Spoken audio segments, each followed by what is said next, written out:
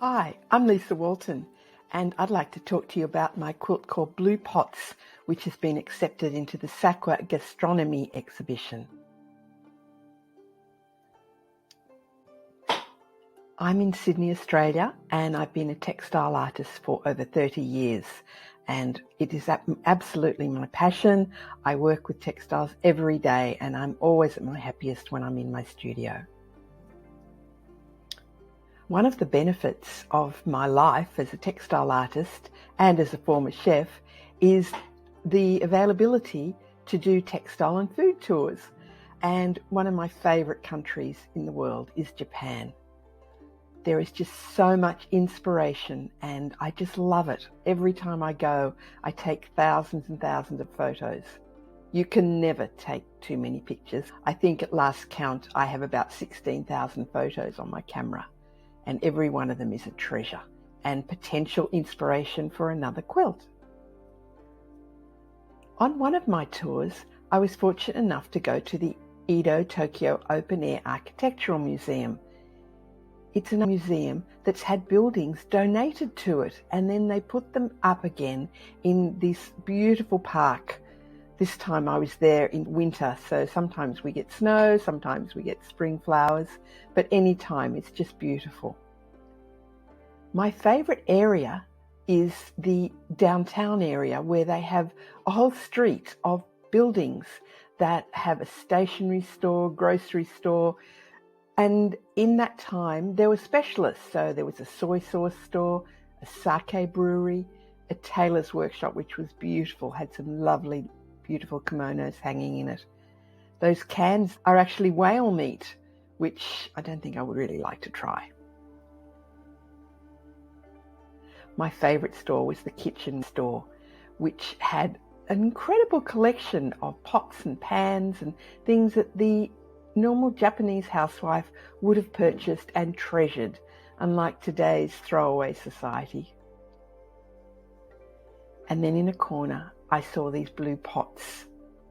I think they must have been a bit extravagant because they had pride of place. And I just love the way the light reflected off the windows.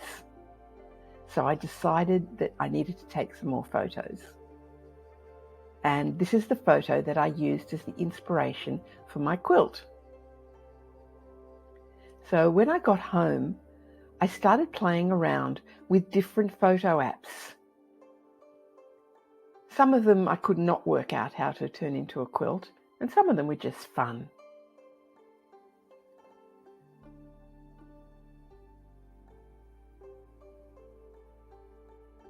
This one was the closest I got to a way that I thought I could translate into a quilt.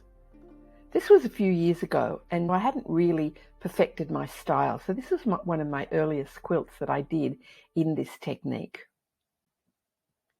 I dyed a whole pile of fabrics. I've been a textile dyer for many years, and so I just did a gradation going from dark blue through to nearly white.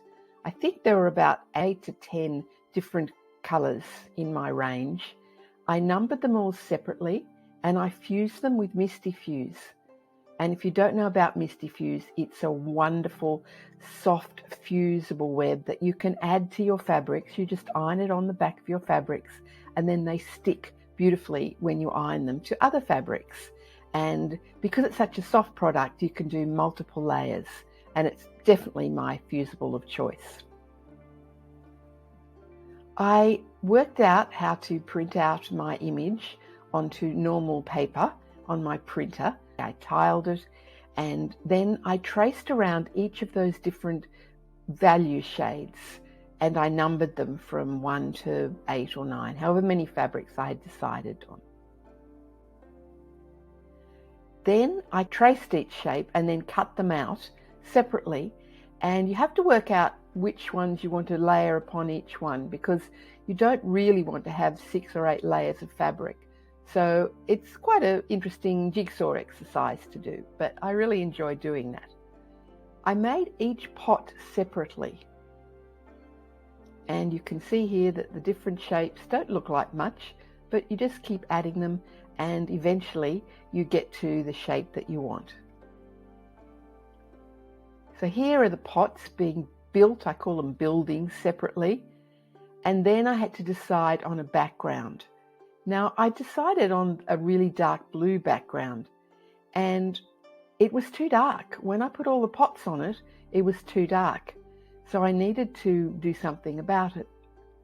So I found a patch of my mother's old recipe books, and I love using Thermofax screens. So I burnt some screens using images of these old recipe books with her handwritten recipes. Remember the days we used to write our own recipes into books and cut out things from magazines and newspapers? Now we just go to Google and say, I have 1 eggplant and 1 bit of beef, what do I do with it? And Google will tell us what to do. But these were treasured things that I have from my mother. So I printed out a dark blue piece of fabric, and then I laid the pots on it. So you can see there, you can see the writing, and then you can see how I've used it in the background. When I came to the quilting, I outlined each of the different shapes that I had put on, and I outlined them roughly with the quilting a couple of times. I didn't want it to be perfect. I wanted it to look drawn. And then when I did the writing, I actually replicated some of that writing with my quilting as well. And this is the finished quilt. It's called Blue Pots, and it's part of the SAQA Studio Art Quilts Association web exhibition, and it'll be traveling around the world for a few years, and I hope some of you get to see it. This was my attempt at a self-portrait. I think it worked out quite well because my mother even recognized me from it. And so you can use this technique for replicating any photo, really. It's just a matter of playing around in computer software. Over the last few years, I've developed this further and turned it into a class, which I call Photo to Quilt. This is one of my students' work where she's transferred that image of that beautiful flower, I think it's a poppy, and turned it into a textile.